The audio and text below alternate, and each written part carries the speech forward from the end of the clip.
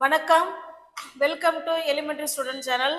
நம்ம சேனலை இப்போ தான் நீங்கள் ஃபர்ஸ்ட் டைமாக பார்க்குறீங்க அப்படின்னா சேனலை சப்ஸ்கிரைப் பண்ணிக்கோங்க, பெல் பட்டனை ப்ரெஸ் பண்ணி வச்சுக்கோங்க. ஓகேவா? வியூவர்ஸ் அதில் கேட்டிருந்தாங்க, கேன் குட்டு இது ரெண்டுக்கும் என்னங்க யூசஸ், எந்தெந்த சுச்சுவேஷனில் பேசலாம், இது ரெண்டுக்கும் என்ன வித்தியாசம் அப்படிங்கிற மாதிரி கமெண்டில் கேட்டிருந்தாங்க. அதுதான் நம்ம இன்னைக்கு இந்த வீடியோவில் பார்க்க போகிறோம். கேன் அப்படின்னா முடியும் அப்படின்னு அர்த்தம். கேன்னா என்னங்க அர்த்தம்? முடியும் அப்படின்னு சொல்லலாம்.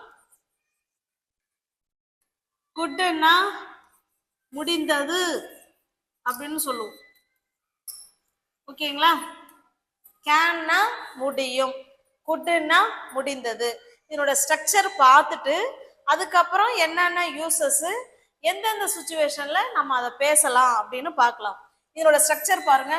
கேனா இருந்தாலும் குட்டா இருந்தாலும் மாடல் ஆக்சிலரி வேர்புக்கு எல்லாமே சேம் தாங்க. பாருங்க, சப்ஜெக்ட், எல்லா சப்ஜெக்டும் எந்த சப்ஜெக்டா இருந்தாலும் ஓகே தான். ஃபர்ஸ்ட் சப்ஜெக்ட், அவங்க கூட கேன் சேர்த்துக்கோங்க, இல்லைன்னா குட்டு சேர்த்துக்கோங்க. ஆக்சிலரி வேர்ப், ஆக்சிலரியில் மாடல் ஆக்சிலரி வேர்ப் எல்லாமே சேம் மெத்தடு இதுதாங்க. Can, could, may, might, shall, should, will, would, ought to என்ன வேணாலும் வச்சுக்கோங்க, சேம் இதே தான் வரும். Verb to. ஓகேவா?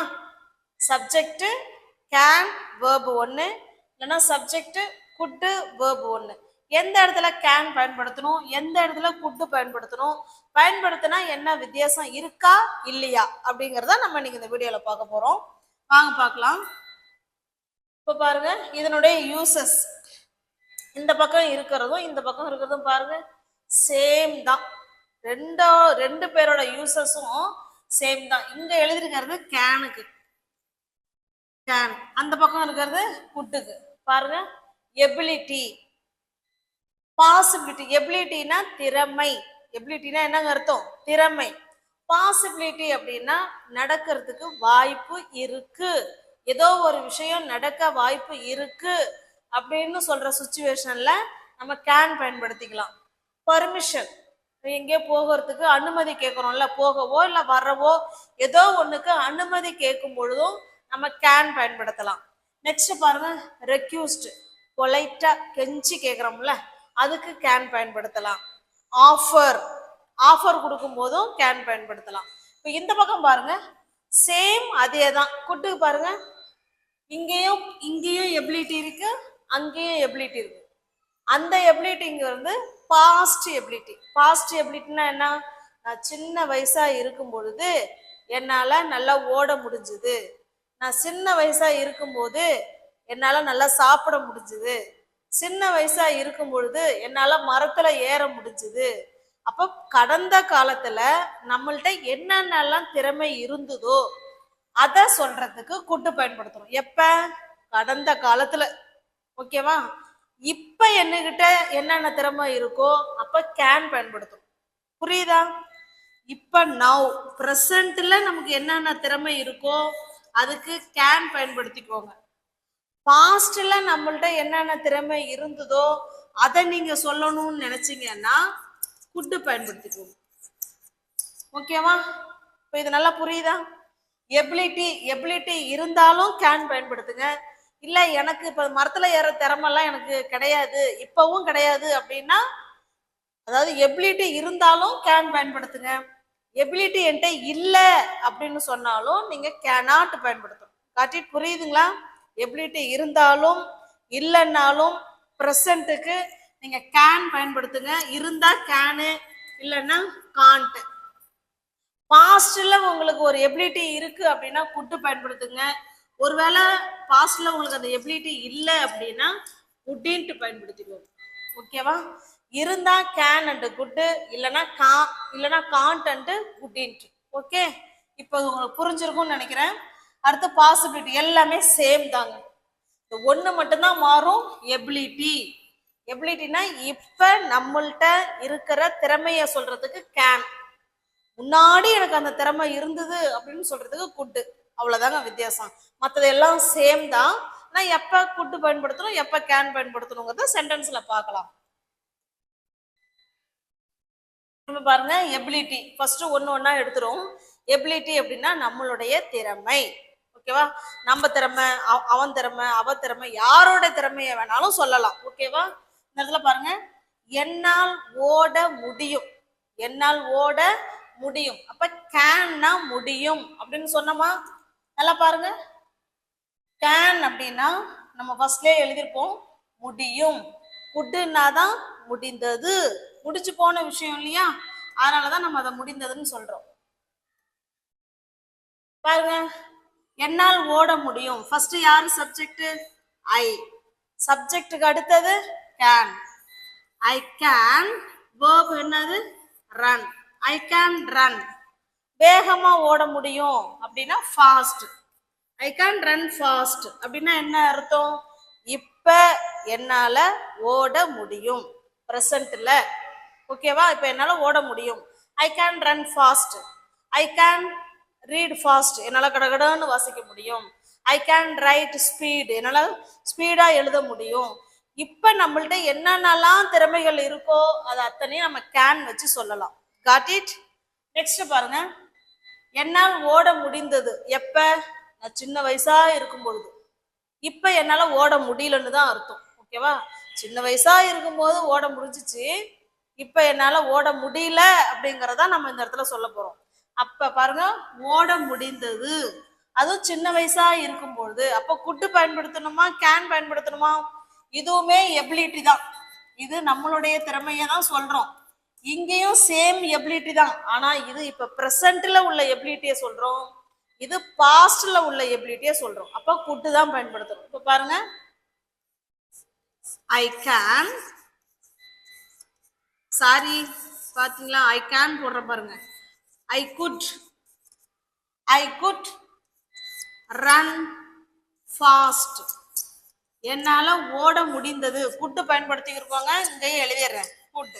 ஐ குட் ரன் ஃபாஸ்ட், என்னால ஓட முடிந்தது எப்ப? சின்ன வயசா இருக்கும்போது. when I was young, நான் சின்ன வயசா இருக்கும் பொழுது என்னால ஓட முடிந்தது அப்படின்னு அர்த்தம். Got it? இப்ப எங்க கேன் யூஸ் பண்ணணும், எங்க குட் யூஸ் பண்ணணுங்கிறத பாத்துக்கோங்க. இது பிரசன்ட்ல. ஓகேவா? இது பிரசன்ட்ல, இது பாஸ்ட்ல. ஓகே, நெக்ஸ்ட் பாருங்க, என்னால் சாப்பிட முடியும் அப்படின்னு கொடுத்துருக்கோம். என்னால் சாப்பிட முடியும் பிரசன்ட்ல. இப்ப என்னால் சாப்பிட முடியும். இப்ப என்ன சொல்லலாம்? I can eat. I can eat. I can ரீடுன்னு போட போனா பரவாயில்ல. I can eat, I can read, நம்ம என்ன வேணாலும் சொல்லலாம். I can read. என்னால் சாப்பிட முடியும், என்னால் படிக்க முடியும். இப்ப உள்ள திறமைய நம்ம சொல்றோம். ஒருவேளை இப்ப அவனால் சாப்பிட முடியும்னா இந்த இடத்துல ஹீ சேர்த்துங்க. He can eat, he can read. அவனால சாப்பிடவும் முடியும், அவனால படிக்கவும் முடியும்னு சொல்றோம். ஓகேவா? Got it? இப்ப கீழே பாருங்க, இது பாஸ்ட் டென்ஸ்ல, இது வந்து பாசிட்டிவ் சென்டென்ஸ்ல சொல்றோம். இது நெகட்டிவ் சென்டென்ஸ் பாரு. என்னால் விளையாட முடியாது, என்னால் விளையாட முடியாது. இப்ப நம்ம உடம்பு சரியில்லாம இருப்போம், ஸ்கூல்ல ஏதாவது விளையாட்டு போட்டி வச்சிருப்பாங்க, ஏ வா போய் விளையாடலாம் அப்படின்னு நம்ம ஃப்ரெண்ட்ஸுங்க வந்து இப்போ கூப்பிடுறாங்கன்னு வச்சுங்களேன். அப்ப நம்ம என்ன சொல்லலாம்? என்னால இன்னைக்கு விளையாட முடியாது, ஏன்னா நான் உடம்பு சரியில்லாம இருக்கிறேன் அப்படின்னு சொல்ல போறோம். ஓகேவா? இது வந்து பிரசன்ட்ல உள்ள நம்மளால முடியாதுங்கிற விஷயத்தையும் சொல்றோம், முடியுங்கிற விஷயத்தையும் சொல்லலாம், முடியாதுங்கிற விஷயத்தையும் சொல்லலாம். முடியும்னா கேன் மட்டும் சேர்த்துக்கோங்க, முடியாதுன்னா கேன் கூட நாட்டு வச்சு பேசிக்கோங்க. இப்ப பாருங்க, என்னால் விளையாட முடியாது, ஐ கேன் கூட நாட்டு சேர்க்கிறோம். ஐ கேனாட் பிளே, என்னால் விளையாட முடியாது அப்படின்னு சொல்றோம். ஓகேவா? Got it? புரிஞ்சதுங்களா? இது இப்ப பிரசன்ட்ல. இங்க பாருங்க, என்னால் சாப்பிட முடிந்தது அப்படின்னு சொல்றோம். சாப்பிட முடிந்ததுங்கிறது முடிஞ்சு போன விஷயம் தானே, பாஸ்ட் டென்ஸ். ஓகேவா? அப்ப குட் சேர்க்கணுமா இல்ல கேன் சேர்க்கணுமா? I could, I could eat. ஓகேவா? ஐ குட் ஈட்னா நேத்து நான் சாப்பிட்டேன் அப்படின்னு சொல்லலாம். ஐ குட் ஈட் எஸ்டர்டே, நான் நேத்து சாப்பிட்டேன்பா அப்படின்னு சொல்றோம். ஓகேவா? முடிஞ்சு போன விஷயங்கிறதுனால தான் நம்ம குட் சேர்த்துருக்கோம். நெக்ஸ்ட் பாருங்க, என்னால் விளையாட முடிந்தது. முடிந்தது அதை பார்க்கணும். அப்ப good I good play last month இல்ல எஸ்டர்டே இல்ல வந்து வென் ஐ வாஸ் யங் என்ன வேணாலும் சொல்லலாம், இல்ல சொல்லனாலும் பரவாயில்ல. ஐ குட் பிளே அப்படின்னா நீங்க பாஸ்ட்ல உங்களால விளையாட முடிஞ்சது அப்படின்னு சொல்றோம். அப்ப கேனுக்கும் குட்டுக்கும் இதுதாங்க வித்தியாசம். கேன்னா பிரசன்ட்ல உள்ள நம்மளோட திறமைய சொல்றதுக்கு கேனும், பாஸ்ட்ல நம்மளோட திறமைய சொல்றதுக்கும் குட்டும் பயன்படுத்திக்கிறோம். Got it?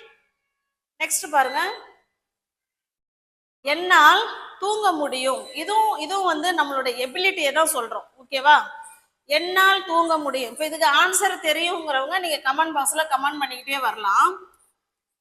I can sleep. என்னால் தூங்க முடியும். என்னால் தூங்க முடியாது. என்னால தூங்க முடியாது. அப்ப என்ன சொல்லலாம்? கேன் கூட நாட் சேர்த்துக்கலாம், அவ்வளவுதான். I can not sleep. இப்ப பாருங்க, என்னால் தூங்க முடியவில்லை. என்னால் தூங்க முடியாது அப்படிங்கிறது காண்ட். முடியவில்லை அப்படின்னா முடிஞ்சு போன விஷயம். ஒண்ணும் இல்ல, நேத்து என் குழந்தை அழுதுகிட்டே இருந்ததுப்பா, என்னால தூங்கவே முடியல சொல்றோம் இல்லைங்களா? அதான் தூங்க முடியவில்லை. அதாவது நம்ம தூங்கணும்னு முயற்சி பண்ணியும் நம்மளால தூங்க முடியலங்கும் போது நீங்க குட்டு கூட நாட்டு சேர்க்கணும். ஓகேவா? ஏன்னா இது முடிஞ்சு போன விஷயம். இப்ப பாருங்க, I could not sleep. I could not ஸ்லீப்னா என்ன அர்த்தம்? நம்ம முயற்சி பண்ணியும் நம்மளால அந்த செயல் செய்ய முடியலங்கும் போது நீங்க குட் நாட் வச்சு பேசிக்கோங்க. ஓகேவா? I could not sleep yesterday. நேத்து என்னால தூங்க முடியவில்லை அப்படின்னு சொல்றோம். Got it?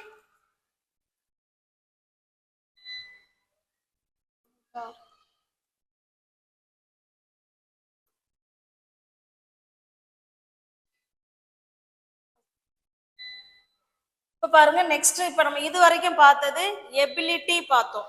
இப்ப பிரசன்ட்ல உள்ள எபிலிட்டியும் பாஸ்ட்ல இருந்த எபிலிட்டியும் பார்த்து முடிச்சிட்டோம். Can good.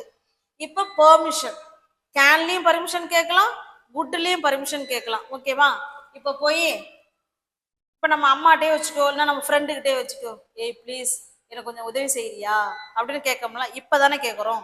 அப்ப இப்ப கேட்கும்போது நீங்க குட்டும் பயன்படுத்திக்கலாம், கேனும் பயன்படுத்தலாம், ரெண்டுமே பயன்படுத்தலாம். இப்ப நீ எனக்கு உதவி செய்யறியா நம்ம ஃப்ரெண்டை பார்த்து கேட்குறோம். எப்படி சொல்லலாம்? Can you. முதல்ல கேன் வச்சு ஹெல்ப் கேட்போம், அப்புறம் குட்டு வச்சு கேட்போம். ரெண்டுக்கும் என்ன வித்தியாசம்னு பார்ப்போம். Can you help me. Can you help me அப்படிங்கிறதுக்கும் இதே முன்னாடி குட்டு சேர்த்துக்கோங்க. குட் யூ ஹெல்ப் மீ அப்படிங்கிறதுக்கும் என்ன டிஃபரன்ஸ்? ரெண்டுக்கும் என்ன என்ன வித்தியாசம் இருக்கும்னு நீங்க நினைக்கிறீங்க? கேன் யூ ஹெல்ப் மீ அப்படிங்கிறது நம்ம அம்மா அப்பாட்ட இல்லை நம்ம நெருங்கிய நண்பர்கள்கிட்ட நமக்கு அதாவது எப்படி சொல்றது, நமக்கு இவங்க ரொம்ப வேண்டப்பட்டவங்க, அவங்களும் நானும் வேற இல்லை, எல்லாம் ஒண்ணுதான் அப்படிங்கிறவங்கள்ட்ட போய் நம்ம உரிமையா கேட்கலாம். உரிமையா கேட்கற இடத்துல கேன் யூ ஹெல்ப் மீ, அந்த இடத்துல நீங்க கேன் போட்டுக்கோங்க. இப்ப எப்ப வந்து குட்டு போடலாம்னா பொலைட்டா கேட்கறது, தெரியாதவங்கள்ட்ட.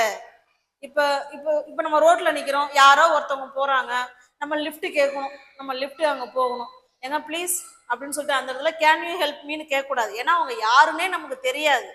தெரியாத ஒருத்தவங்கள்ட்ட could you help me, could you help me அப்படி கேட்கணும். அது ரொம்ப பொலைட்டா இருக்கும். அவங்க ஓஹோ ரொம்ப எவ்வளவு பொலைட்டா கேட்கறாங்க, நம்ம அவங்களுக்கு ஹெல்ப் பண்ணணும் அப்படிங்கிற எண்ணம் அவங்களுக்கு தானாவே வந்துடும். ஓகேவா? அப்ப கேன்ங்கிறது ரொம்ப நமக்கு பழக்கம் உள்ளவங்கள்ட்ட கேன் வச்சு பேசிக்கோங்க. குட்டு எப்ப பேசலாம்னா தெரியாதவங்கள்ட்ட இல்ல நம்மளை விட உயர் அதிகாரிகள்கிட்ட பேசும்போது அவங்கள்ட்ட நீங்க வந்து குட்டு கேளுங்க. குட் யூ ஹெல்ப் மீ அப்படின்னு கேட்கலாம். ஓகேவா? இது ரெண்டுக்கும் இதுதாங்க டிஃபரன்ஸ். கேனும் ரைட்டு தான், குட்டும் ரைட்டு தான். இது வந்து இயல்பா சொல்றது, இது ரொம்ப பொலைட்டா கேட்கறது, பொலைட்டா ரொம்ப கெஞ்சி கேட்கறது, ரொம்ப பணிவா சொல்றது குட்டு. ஓகேவா? அப்ப இது ரெண்டுமே பிரசன்ட், இப்பதான் உதவி கேட்கிறோம். புரியுதா? நெக்ஸ்ட் பாருங்க, நான் உங்களுக்கு கால் பண்ண முடியுமா, நான் உங்களுக்கு கால் பண்ண முடியுமான்னு கேட்க போறோம். ஃபர்ஸ்ட் கேன் வச்சு எழுதலாம். Can I call you, can I call you this evening, this evening. நான் வந்து சாயந்தரம் உங்களுக்கு ஃபோன் பண்ண முடியுமா அப்படின்னு கேட்குறோம். திஸ் ஈவினிங் இதை எடுத்துடலாம், திஸ் ஈவினிங் சேர்த்துக்கும். Can I call you this evening, என்னால் உங்களுக்கு கால் பண்ண முடியுமா அப்படின்னு கேட்குறோம். இதையே குட் வச்சு எழுதலாம். Good I call you this evening. அப்ப இது ரெண்டுக்கும் என்ன வித்தியாசம் இப்பதானே சொன்னோம்.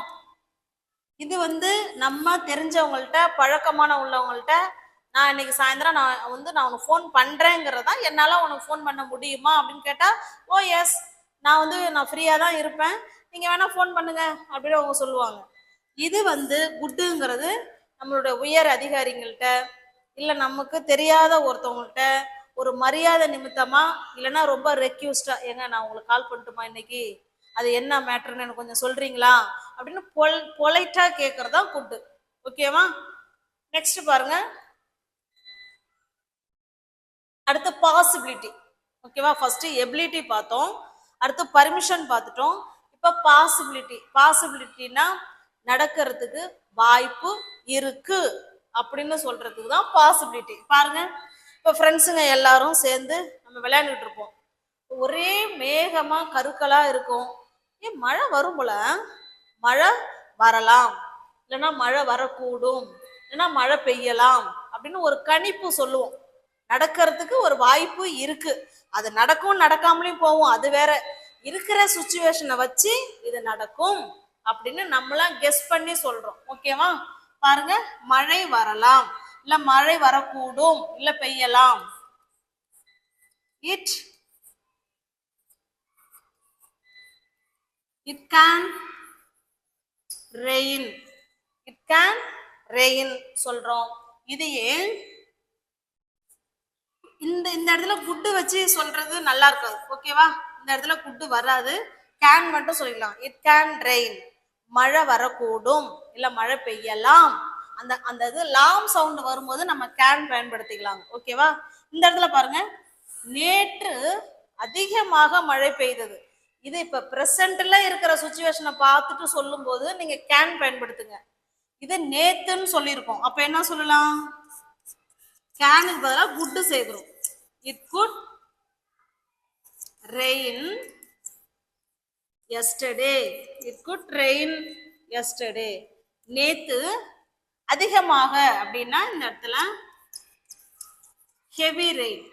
It good rain, sorry, it good rain heavy yesterday, இல்லைன்னா ஹெவி ரெயின் முன்னாடி கூட சேர்த்துக்கலாம். ஓகேவா? தப்புலாம் கிடையாது. It good heavy rain yesterday, நேற்று அதிகமான மழை பெய்தது அப்படின்னு சொல்றோம். Got it? நெக்ஸ்ட் பாருங்க, அடுத்து ரெக்யூஸ்ட். ரெக்யூஸ்ட்னா ரொம்ப பொலைட்டா கெஞ்சி பணிவா கேட்கறது. என்ன கேட்குறோம்? இப்போ ஒரே வேர்வையா இருக்குன்னு வச்சுக்கலாம். இப்பெல்லாம் வெயில் ஆரம்பிச்சிருச்சு, ஏ ப்ளீஸ் நான் கொஞ்சம் பிஸியா இருக்கேன், நீ கொஞ்சம் அந்த ஜன்னலை திறக்குறியா அப்படின்னு கேட்குறோம். ஜன்னலை திறக்க முடியுமா அப்படின்னு கேட்குறோம். இப்போ பாருங்க,